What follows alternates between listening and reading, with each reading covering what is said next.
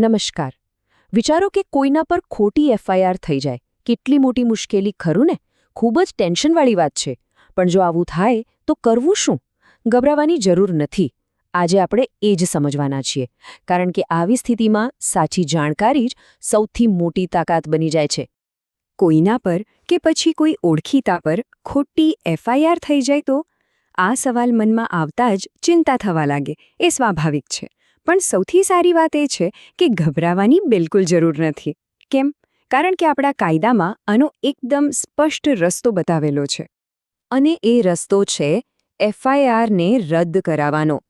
કાનૂની ભાષામાં આને કહેવાય છે એફઆઈઆર ક્વેશ કરવી, એટલે કે કેન્સલ કરવી. આ એક એવી કાયદાકીય પ્રોસેસ છે જેનાથી કોર્ટ કોઈ એફઆઈઆરને સદંતર રદ કરી શકે છે. પણ ક્યારે? જ્યારે એવું સાબિત થાય કે એફઆઈઆર જ ખોટી છે, કોઈ પુરાવા જ નથી, અથવા તો બંને પાર્ટી વચ્ચે સમાધાન થઈ ગયું છે.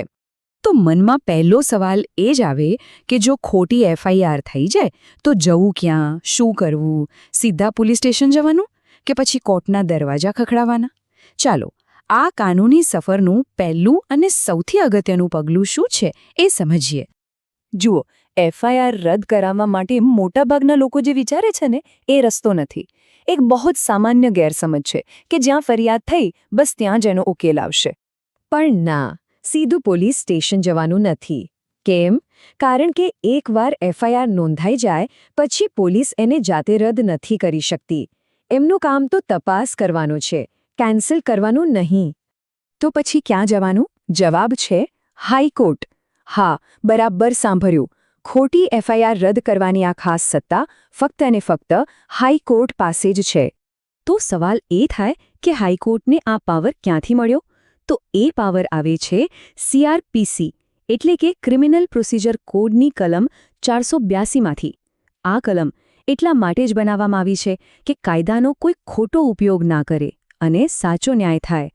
આ જ કલમ હાઈકોર્ટને એફઆઈઆર રદ કરવાની ખાસ શક્તિ આપે છે.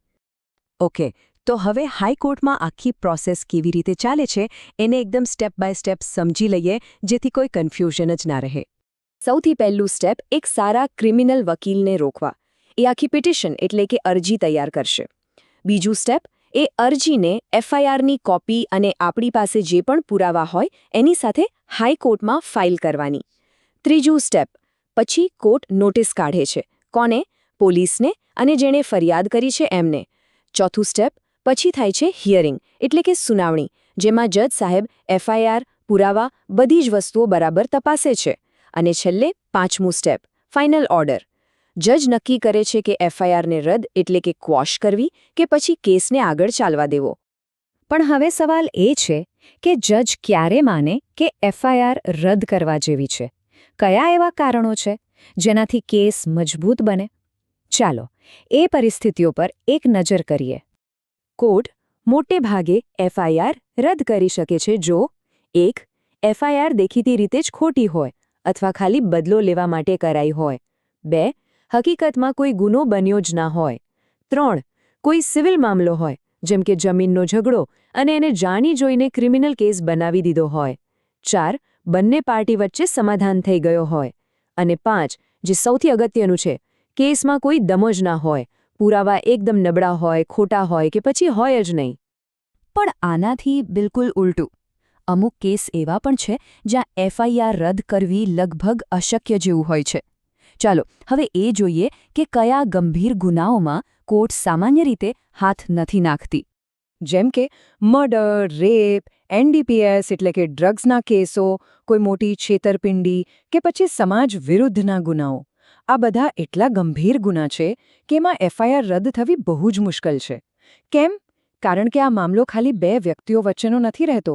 આની અસર આખા સમાજ પર પડે છે. અને એક વાત ખાસ યાદ રાખવા જેવી છે. આવા સિરિયસ કેસમાં ભલે પછી ફરિયાદી અને આરોપી વચ્ચે સમાધાન પણ થઈ જાય ને, તો પણ એફઆઈઆર રદ કરવી કે નહીં એનો છેલ્લો નિર્ણય તો કોર્ટ જ લેશે. સમાધાન થઈ ગયું એનો અર્થ એ નથી કે કેસ પતી ગયો.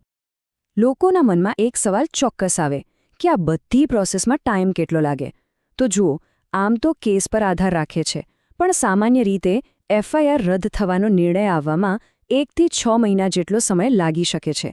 બધો આધાર કેસ કેટલો ગંભીર છે અને કોર્ટમાં કેટલું કામકાજ છે એના પર હોય છે.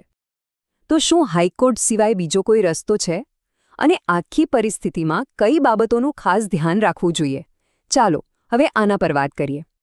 હાઈકોર્ટમાં જવું એ એક રસ્તો છે, પણ બીજો એક રસ્તો પણ છે, જેને કહેવાય છે પોલીસ ક્લોઝર રિપોર્ટ.